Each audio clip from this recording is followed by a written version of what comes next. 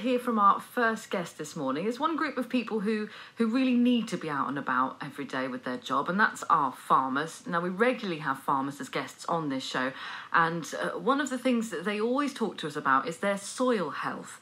Many of them have moved to a no-till method of farming and say that it's really transformed the health and life of their soil. But a report came out a couple of weeks ago which uncovered that hardly any cash is going into the environmental monitoring of our soil. That is just checking on it and seeing what certain levels, what pH and age and things like that. But why does it matter? Right, Stephen Briggs is a soil scientist and a Cambridgeshire County Council tenant whose arable farm hosts the UK's biggest agroforest, which it's not like an angry forest. It is an agroforest. Stephen is on the line to us now. Hello there, Stephen. Really nice to speak to you. How are you? Good morning. Well, thank you. Oh, jolly good. We like that. A bit cold up here in north west Cambridgeshire this morning. Oh, we don't like the cold. Well, never mind. For those listening, Stephen, what is an agroforest? So what we've done up at Whitehall Farm on the edge of Peterborough is to combine trees with crop production on the same land area. So what we're trying to do is protect our soil better and actually increase productivity by farming very much in a three-dimensional way, so that the trees and the crops aren't competing at the same time, but we effectively get two crops from the same field.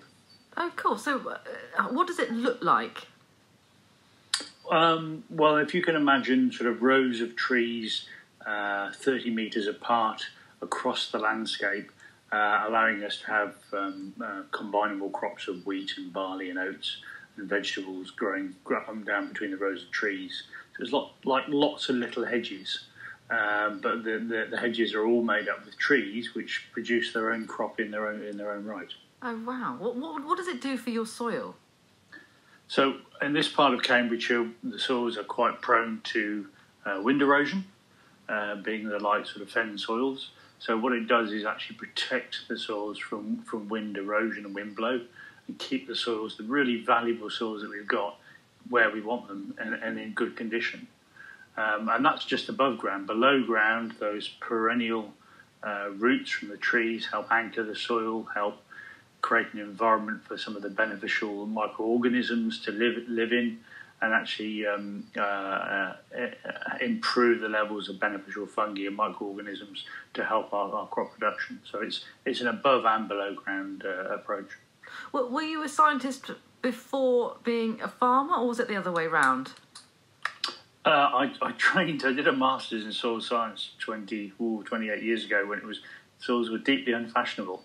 And all of a sudden I find myself in a very interesting place, being, on my right foot I've got a boot in the mud out on the farm, and on my left foot I've got a shoe, being able to sort of interpret a lot of the science and provide advice to farmers on better soil management. So when you first decided that this was going to happen, that you were going to do this and make this agroforest, did you have to be fairly organised in terms of making sure that the equipment that you're going to use, the tractors and whatever, is going to fit between the rows of trees? Oh yeah, so it's specifically designed on the farm to work with modern farm machinery. So we've got 52 hectares or 125 acres in old money, and we're using modern farm machinery, allowing us to undertake sort of modern farming practices with GPS guidance and large combines, etc. So that's not a hindrance. It was quite important to make sure that it does work with a modern farming system. Were you the first person to really do this? Yeah, so I was very fortunate to be awarded a Nuffield Farming Scholarship back in 2011. So I travelled the globe looking at agroforestry, both in the tropics and in temperate climates, right around the planet. And that gave me the confidence to establish something here in the UK.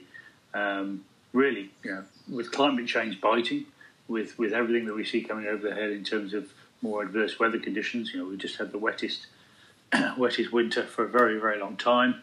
We we had the driest year a couple of years ago. We've got to tweak or modify our farming systems to be more resilient to those climate shocks, let alone the other shocks that we're seeing right in front of us right now. When you did see sort of travelling, the different types of farming available, that was obviously one thing that you took away and brought back to here. But what else did you see that you thought, oh, you know what, that might work?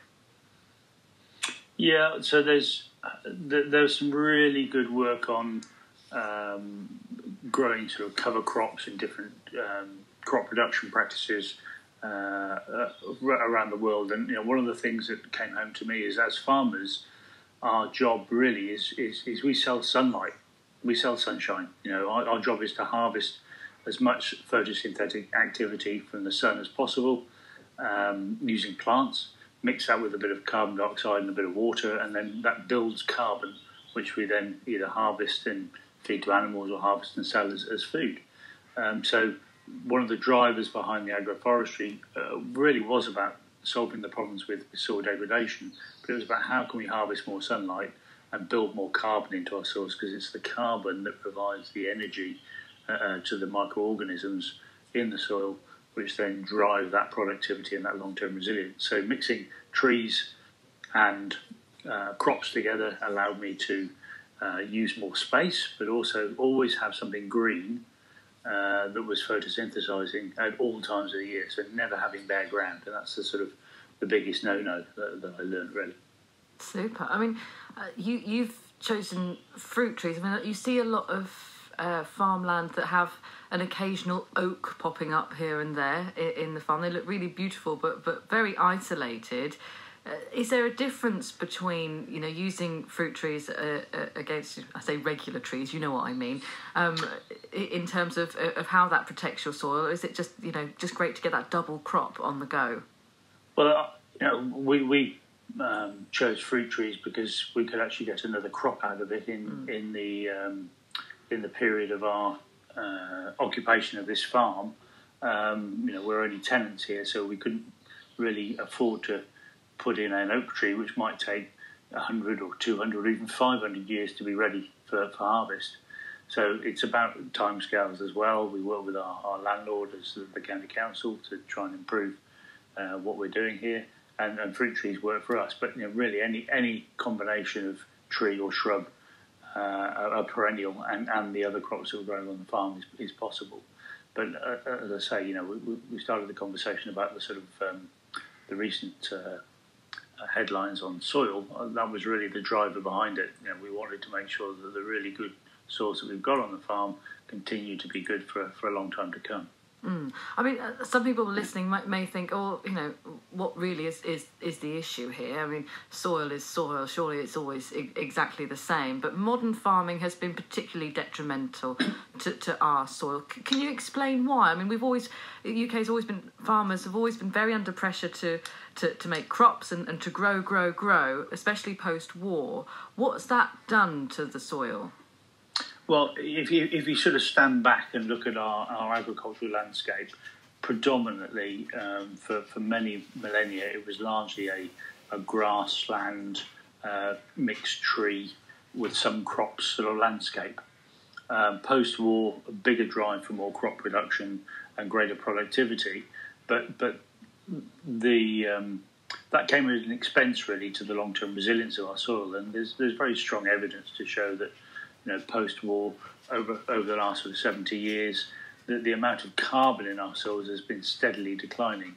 And that hasn't been a sort of massive change on a year-by-year basis. It's been a very slow erosion of that carbon in the soil, which largely underpins a huge amount of beneficial services. So it regulates water and infiltration, helps against things like flooding, which we're seeing more and more of. It provides the carbon source for the biology to function as a food source. It helps regulate oxygen in and out of the soil. So over time, as the amount of carbon in the soils has declined, their ability to withstand damage and from cultivations or their productive potential has actually declined, and we've become more and more reliant upon artificial inputs to try and make up that difference. And what many farmers are now finding is that they're hitting a brick wall in terms of productivity or seeing yield plateaus, and that's squarely down to the ability of the soils to function effectively. So you can actually use up soil, the quality of a soil. So you've almost only got so many times that it can provide a certain standard of crop then? Well, I mean, there are some sort of frightening headlines around suggesting we've only got sort of 40 years worth of crop production left in some of our soils. The government papers would suggest that we're losing 4.4 million pounds of soil through erosion every year. Wow. You can only go on so long before you hit the bottom of the curve. The great thing about soil is that it's not glass half full, glass half empty. It's refillable. And it's refillable by having a plant that's growing, that's photosynthesizing, that's putting carbon back into the soil. The challenge for us farmers is that we've been really good at increasing yields, but we've perhaps not been quite so good at replenishing those carbon stocks over the last 60 or 70 years. But I think that's starting to be recognised, and farmers are adopting different practices to try and put carbon back into the soil. And as we develop a new agricultural bill, I think carbon will become more and more important for farmers to work with legislation and work with government and markets to try and build that capacity into our soils. Well, with regards to that, with this report that has come out, which you mentioned a few moments ago, saying that there's hardly any cash being used to monitor our soils, has that surprised you in that a lot of farmers are trying to encourage those techniques of replenishing the soils? What's really interesting is that science and, in fact, government policy is having to catch up with farm practice on the ground. Rather than the other way around. You're ahead of the game, really. Oh yeah. The report suggested that, or reported that, there's only £283,000 in 2017, 2018 used for monitoring soils. That compares to sort of 60 million spent on water monitoring and 7.5 million on monitoring air. Wow. So soil is the real sort of poor cousin of the three, yet it's fundamental to our food production system. I mean, just at the beginning of March, one of the newspaper headlines was that one of the government advisors said that farmers aren't crucial to our economy or our well-being, and we could probably do without them and import everything. Mm. Well, we've just seen in the last few weeks that they really need to rethink that in terms of our food security and our ability to feed the nation. Oh yeah, absolutely. I mean, I suppose soil is it fairly easy to monitor? I mean, it doesn't go anywhere and it doesn't travel like air does. Air, I don't know. That's a very deep question. I'm not exactly sure. It doesn't fly around like birds. It doesn't sort of migrate and move around. So it is fairly static. There is erosion, and there's a fairly good handle on what that erosion is. When the rivers turn brown, that's because the soils aren't holding together in the fields and they're going down drains and ditches and into rivers, and we need to try and avoid that.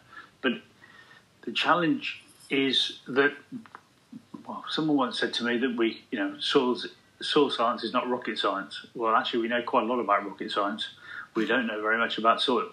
It's a real hidden black box, and it is such a complex organism or range of organisms, both fungi and bacteria and microscopic elements, that we're only really scratching the surface about.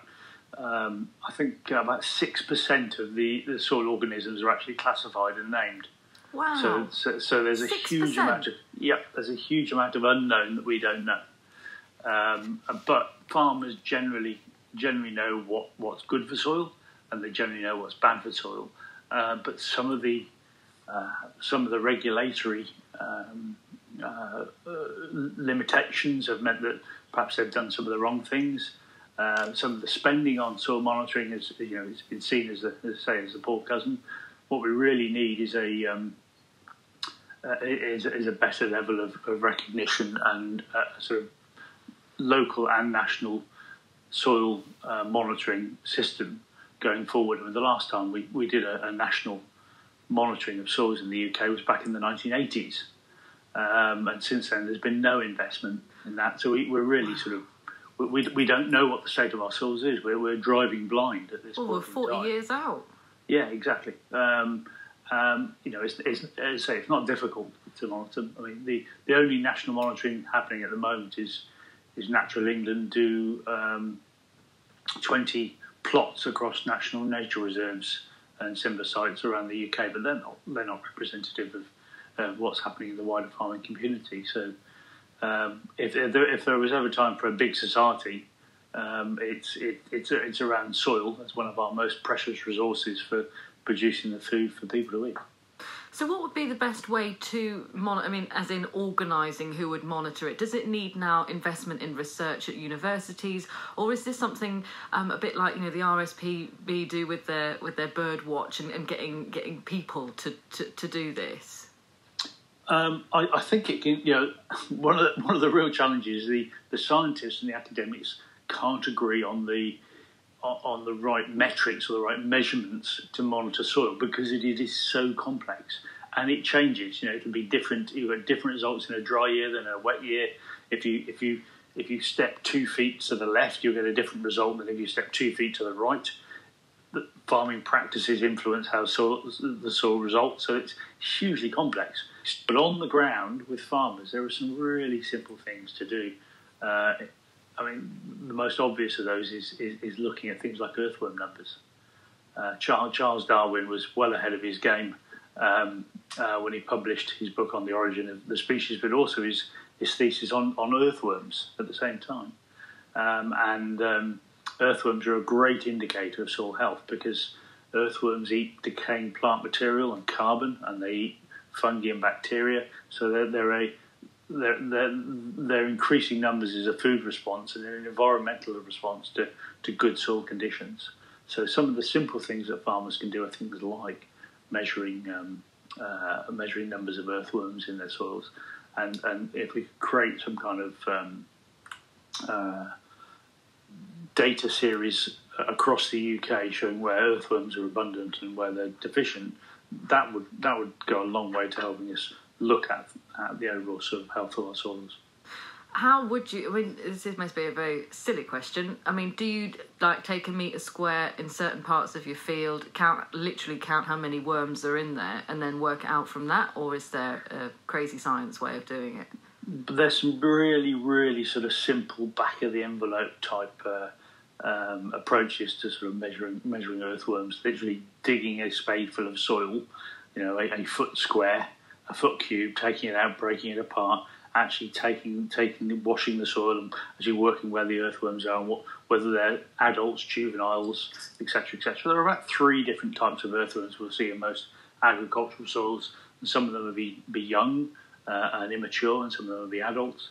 But earthworms move about 20 tonnes of soil per hectare per year. So it's about 8 tonnes an acre of soil they move. So they're ecosystem engineers in their own right. And some science that was done led by Wageningen University in the Netherlands suggested, looking at lots of different soils and farming systems, that having a good population of earthworms, that's 14 in that cubic foot of soil, will give you a 25% yield increase of crop compared to having no earthworms at all. That's amazing.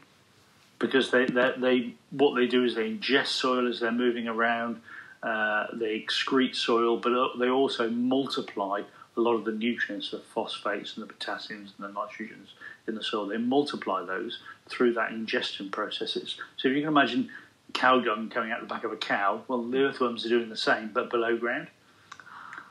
But to get them to work, they need to have the right environment to live in, so not too wet, not too dry.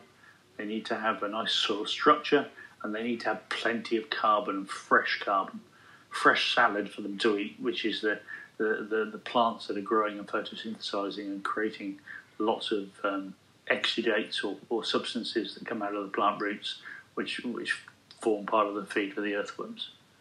I've got a newfound respect for earthworms, and I think the whole of Cambridgeshire does too.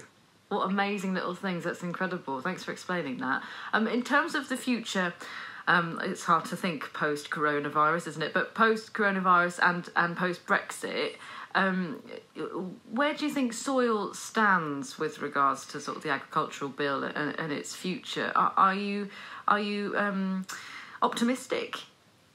Well, I'm hugely pleased to see that soil got put into the agricultural bill. It wasn't in its first iteration, but 10 years ago, soil wasn't even at the table, let alone being discussed on the table. And now it's embedded in the agricultural bill and recognised as a key component, along with air and water and biodiversity. And I think none of us could have predicted this just a few weeks ago, let a few months ago.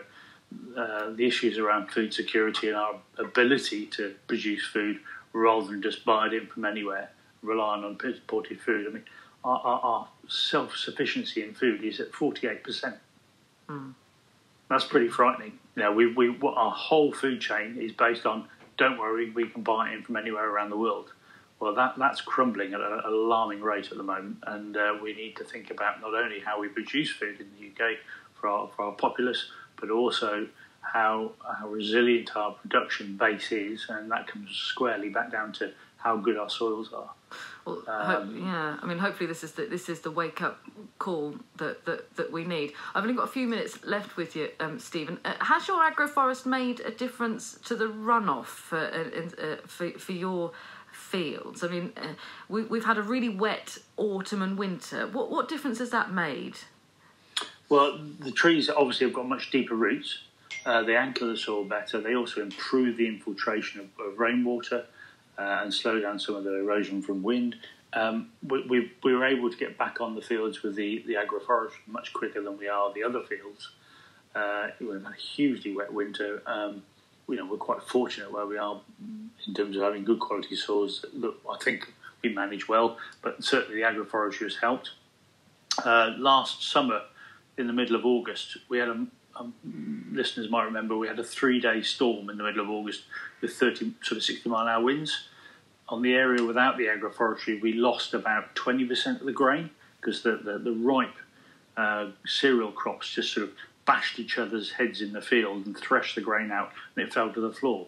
But in the agroforestry, we only lost about 10%, so about half the loss, because the wind level was reduced and the amount of damage to the crop was reduced. So there are benefits both at either extreme of the sort of wet, dry, windy, etc.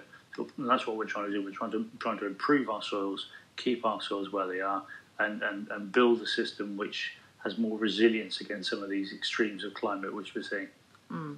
We've had a message in from Rupert in Newmarket. He says, where do you stand on the use of green manures like clovers?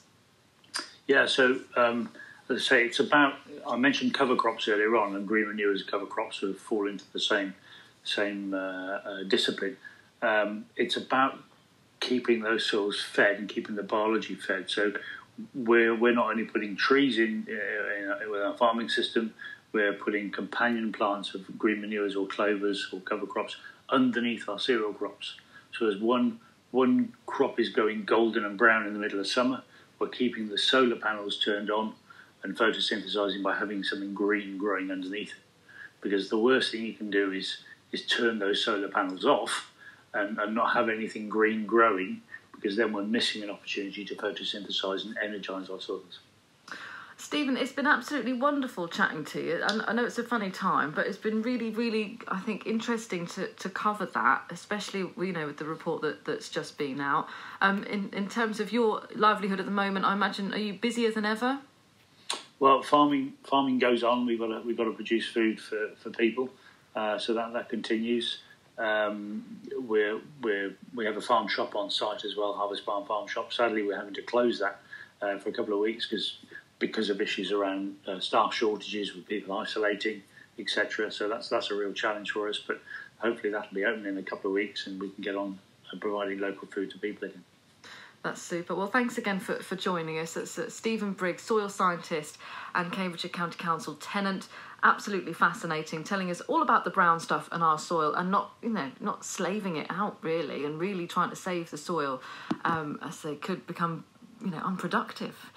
How amazing to think that we only know 6% of what we can possibly know about soil. I really enjoy speaking to Steve, and so head over to the BBC Sounds app if you missed it.